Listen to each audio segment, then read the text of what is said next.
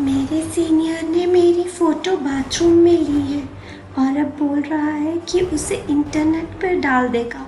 मैं क्या करूं? मैं दुकान में गया था तो दुकान वाले अंकल ने मेरे साथ गलत काम किया और कहा कि किसी को बताया तो पुलिस मेरे साथ तुम्हें भी जेल में डाल देगी। मेरे टीचर मुझे छूते हैं रोज। मैं किससे कहूँ? अगर मैं किसी को बताऊं तो वो कहेंगे कि मैं झूठ बोल रही हूँ। मेरे गांव वाले चाचा के बेटे ने मुझे छुआ और कहा कि ये किसी को मत बताना, ये हमारा सीक्रेट है।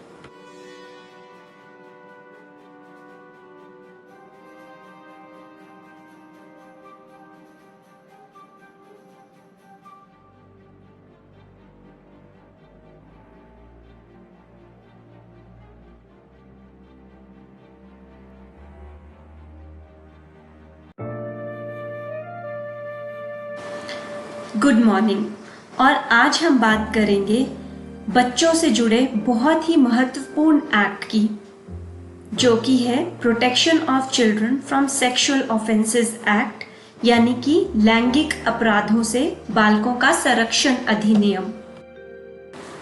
सन 2012 से पहले बच्चों के लिए कोई स्पेशल कानून नहीं था और बच्चों के प्रति लैंगिक अपराधों में जबरदस्त वृद्धि हो रही थी। इसीलिए बच्चों को सेक्सुअल ऑफेंसेस से बचाने के लिए सन 2012 में इस अधिनियम को लाया गया। अब पहले बात करते हैं कि इसमें पीड़ित या बच्चे की परिभाषा में कौन आता है। इस अधिनियम के अंतर्गत वो लड़का या लड़की जिसकी उम्र 18 वर्ष से कम है वो बच्चे की परिभाषा में आता है। ये एक जेंडर न्यूट्रल कानून है और इसमें लड़का और लड़की दोनों के ही खिलाफ यौन शोषण का जो अपराध है वो घटित हो सकता है। आरोपी के लिए भी कोई जेंडर नहीं है, आरोपी भी महिला या पुरुष कोई भी हो सकता है और उम्र में भी आरोपी 18 वर्ष से कम भी हो सकता है और 18 वर्ष से ज्यादा की आयु का भी हो सकता है। इस अधिनियम के अंतर्गत यदि 12 वर्ष से ज्यादा और 18 वर्ष से कम उम्र के बच्चों के साथ कोई यौन संबंध बनाता है तो ये प्रवेशन लैंगिक हमला या पेनिट्रेटिव सेक्सुअल असॉल्ट में आता है, जिसके लिए अब सजा 10 वर्ष से कम नहीं होगी और आजीवन कारावास तक की सजा दी जा सकती है। यदि पीड़ित 16 वर्ष से कम है तो अपराधी को न्यूनतम सजा 20 साल तक की जा सकती है। इस अधिनियम के अंतर्गत ये भी प्रावधान किया गया है कि मेडिकल और पुनर्वास यानी रिहैबिलिटेशन का खर्चा दोषी को ही देना होगा यदि वो दे सकता है।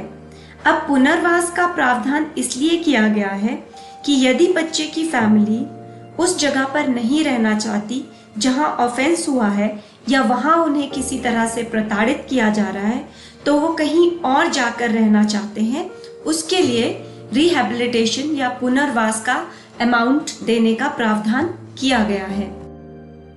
इसी अधिनियम के सेक्शन 5 में एग्रेवेटेड पेनिट्रेटिव सेक्सुअल असॉल्ट को परिभाषित किया गया है, जिसके अनुसार यदि कोई पुलिस ऑफिशियल, सशस्त्र बल, गवर्नमेंट ऑफिशियल, कोई पड़ोसी, परिवार का सदस्य, शैक्षणिक संस्था या अस्पताल या कोई ऐसी संस्था जिसके संरक्षण में बच्चा रह रहा है वहां पे काम करने वाला कोई व्यक्ति यदि किसी बच्चे के साथ जिसकी आयु 18 वर्ष से कम है ऐसा अपराध करते हैं तो उन्हें 20 साल से लेकर मृत्यु दंड तक का प्रावधान किया गया है।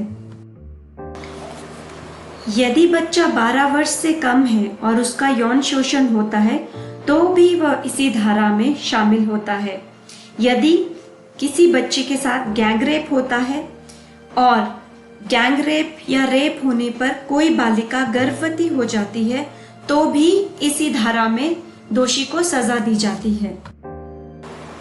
आप बच्चों को यह भी पता होना चाहिए कि सिर्फ पेनिट्रेटिव सेक्सुअल असॉल्ट को ही इस अधिनियम में अपराध नहीं बनाया गया है, बल्कि यदि कोई व्यक्ति सेक्सुअल इंटेंट के साथ बच्चे के प्राइवेट पार्ट्स को छूता है या छूने का प्रयास करता है तो वो भी एक दंडनीय अपराध है, जिसके लिए 3 साल से लेकर 5 साल तक की सजा का प्रावधान इस अधिनियम में किया गया है।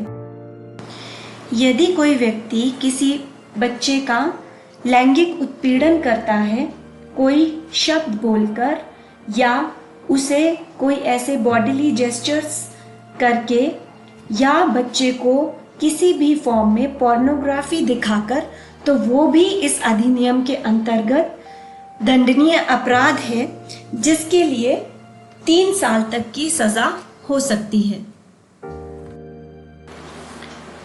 चाइल्ड पोर्नोग्राफी रोकने के लिए भी ये कानून कारगर है।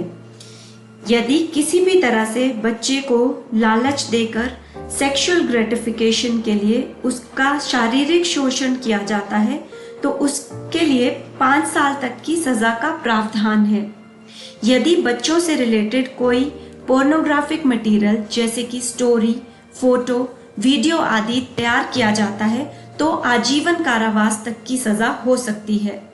जहां कोई कंटेंट जैसे कि इलेक्ट्रॉनिक, ऑडियो विजुअल, पोर्नोग्राफी से संबंधित आप इकट्ठा करते हैं तो उसके लिए 3 वर्ष की सजा का प्रावधान इस अधिनियम में किया गया है।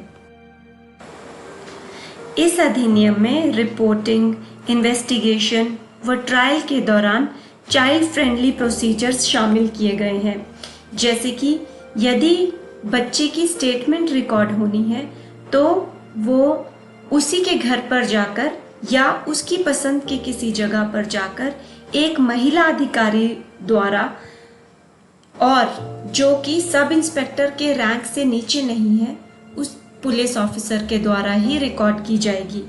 किसी भी बच्चे को पुलिस स्टेशन में रात के वक्त नहीं रोका जाएगा।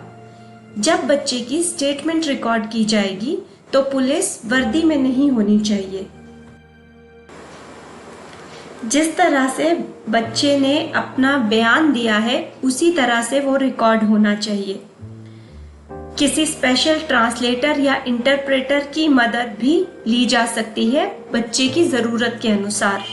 यदि कोई बच्चा डिसेबल्ड है तो किसी स्पेशल एजुकेटर की या किसी ऐसे व्यक्ति की जो बच्चे के साथ फेमिलियर है उसकी मदद भी ली जा सकती है।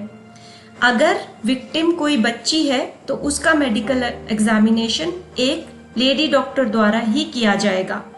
बच्चे का मेडिकल एग्जामिनेशन उसके माता पिता की ही प्रेजेंस में या किसी ऐसे व्यक्ति की प्रेजेंस में होगा जिस पे बच्चे को विश्वास है। जो भी पीड़ित बच्चा है उसका नाम मीडिया में डिस्क्लोज नहीं किया जाएगा। अगर ऐसा होता है तो उसके लिए भी दंड का प्रावधान इस अधिनियम में किया गया है। इस अधिनियम में पीड़ित बच्चे को कॉम्पनसेशन का भी प्रावधान किया गया है, जो कि इंटरिम स्टेज पर या ट्रायल पूरा होने की स्टेज पर भी दिया जा सकता है। थैंक यू मैडम, ये जानकारी हम सब बच्चों को देने के लिए।